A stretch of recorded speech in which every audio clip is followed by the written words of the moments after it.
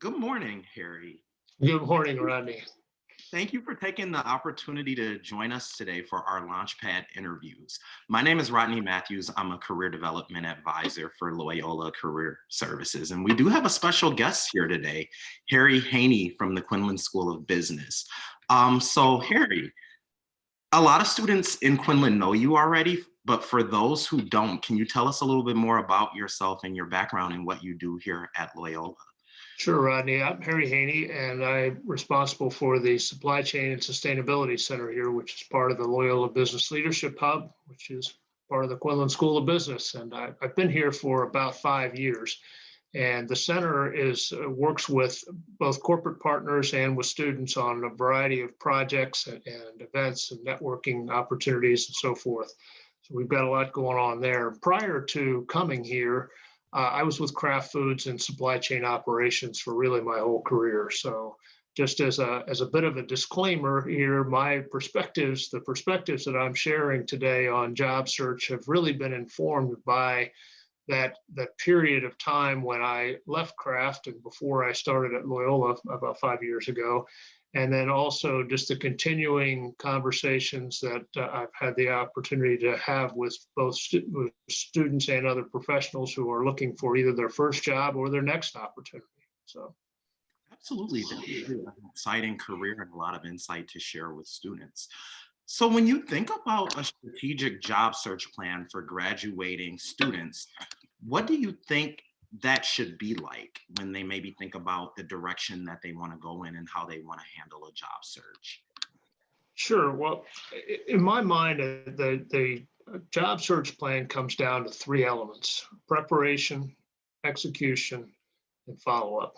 And while they're all important, the preparation part is arguably the most important, because if you don't do that right, if you don't get it right, then the other two parts are you're just wasting your time, spinning your wheels. From a preparation standpoint, I think it starts with really a thorough self-examination in terms of what are you really looking for? What kinds of a position do you want to have? What kind of work do you want to do? What kind of organization do you want to work for? What kind of geography do you want to work in? Do you want to be in the city? Do you want to be in the suburbs or remote area? What have you?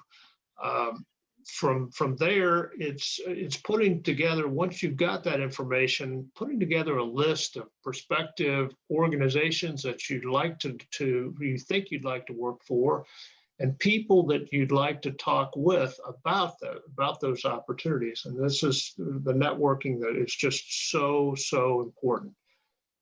From there, I think it's a matter of getting your documents in order, and that would be your resume, your LinkedIn profile.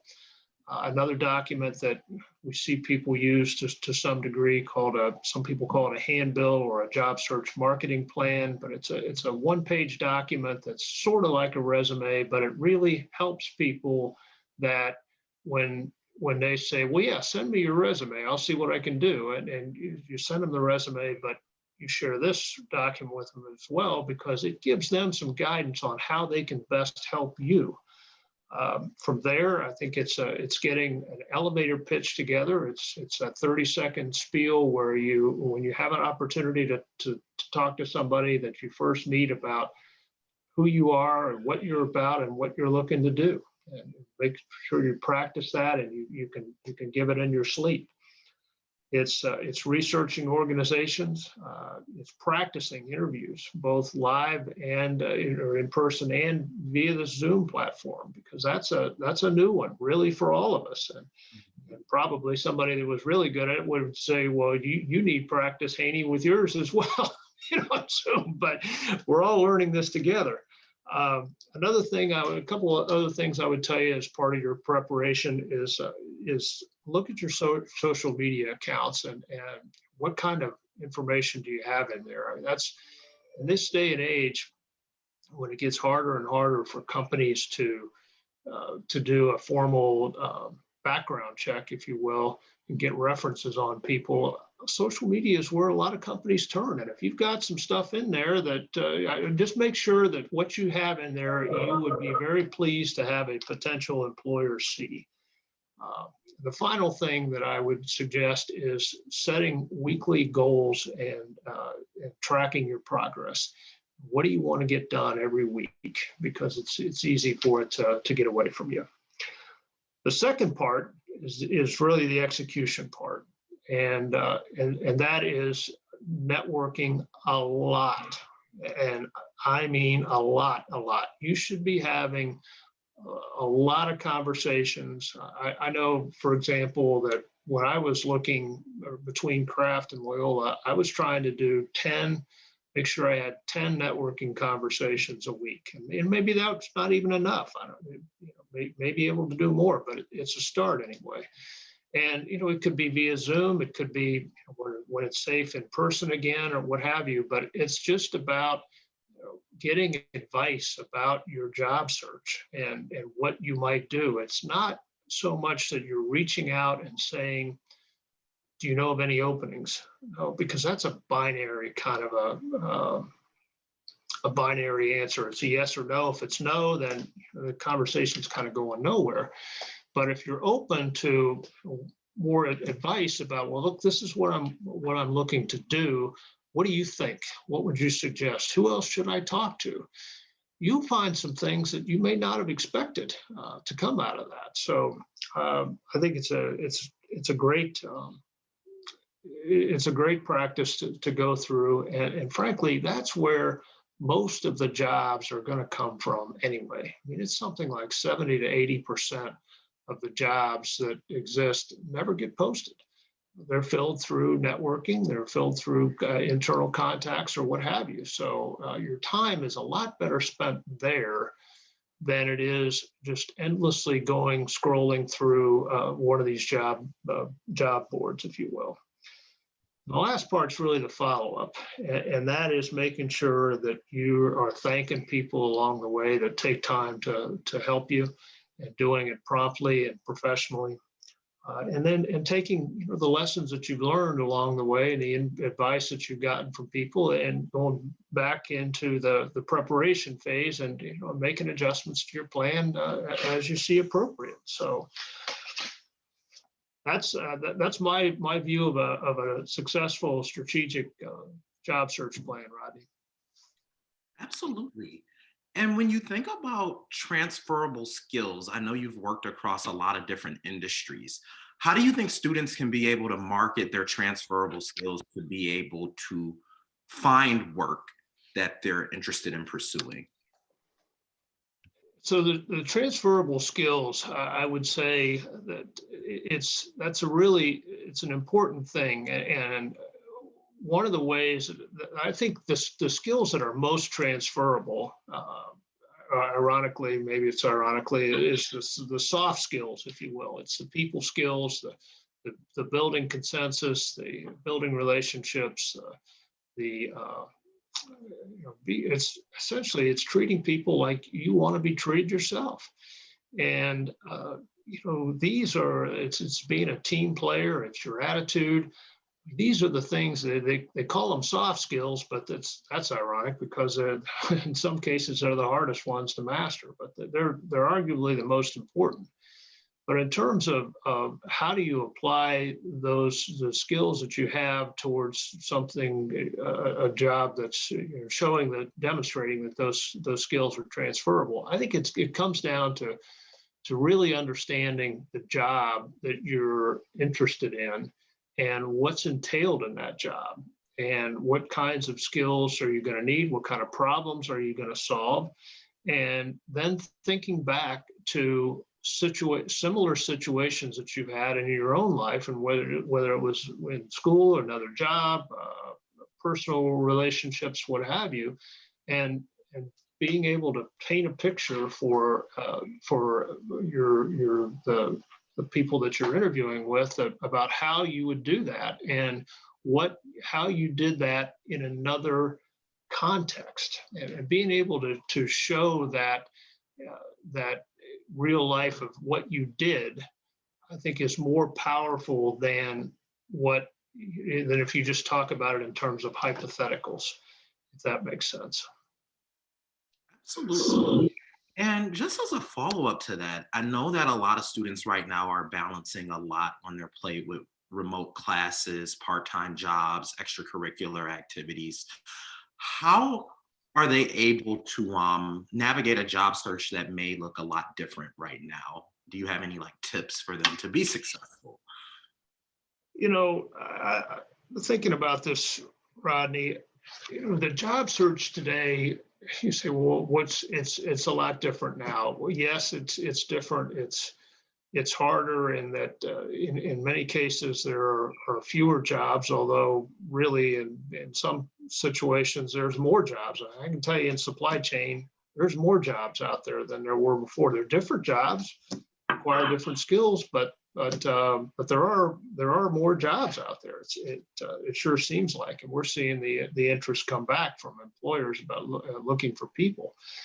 Um, I don't know that at the end of the day that the skills and the tools that you need are really that much different. I think the networking, I'm going to keep coming back to that because it's just so important with that high percentage of jobs that get filled through it.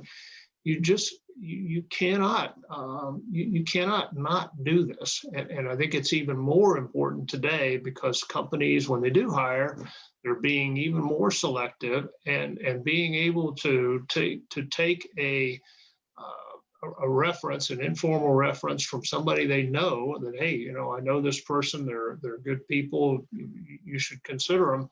That goes a long way, and you'll have a much better chance than somebody that's just applying blind.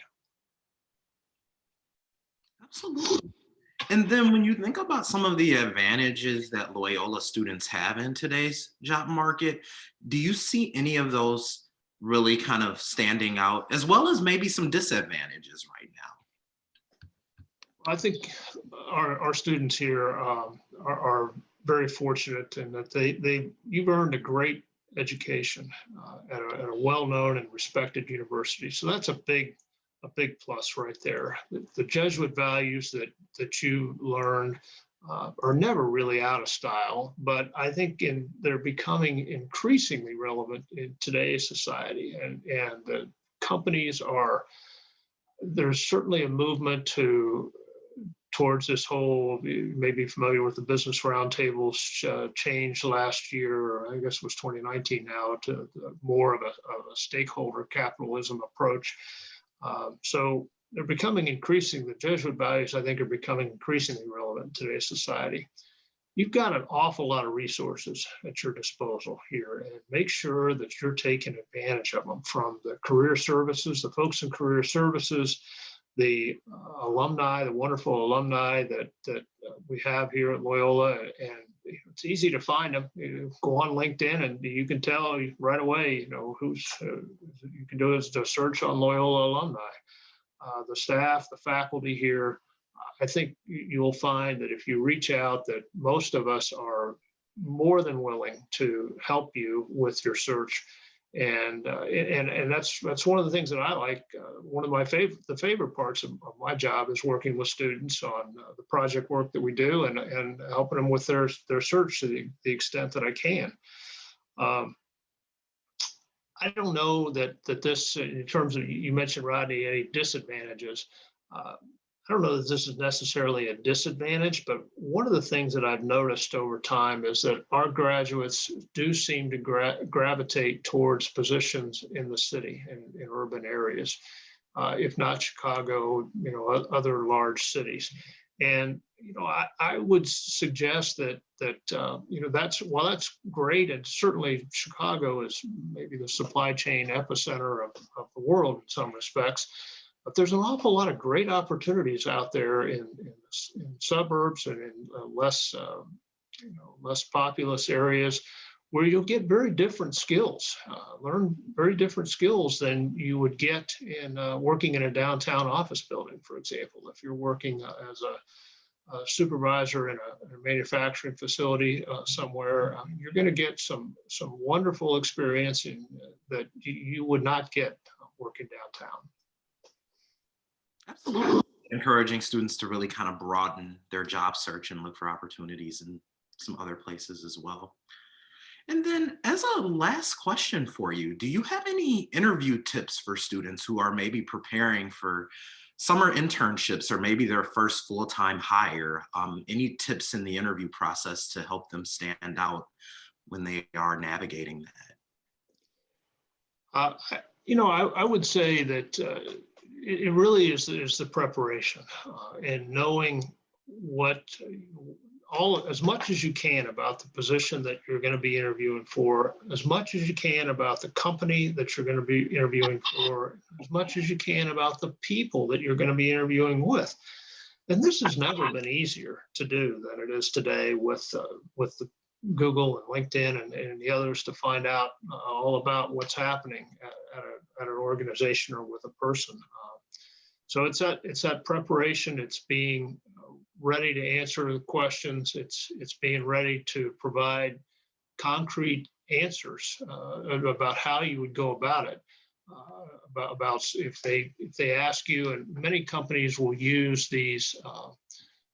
They call it a STAR principle or a STAR interview process, where they're looking for a situation, a task, an action, and a result. So instead of just the short answer is, instead of just saying hypothetically how you would solve a problem, they want you to talk about how you have solved a problem in the past. And so having those at the ready is a good thing.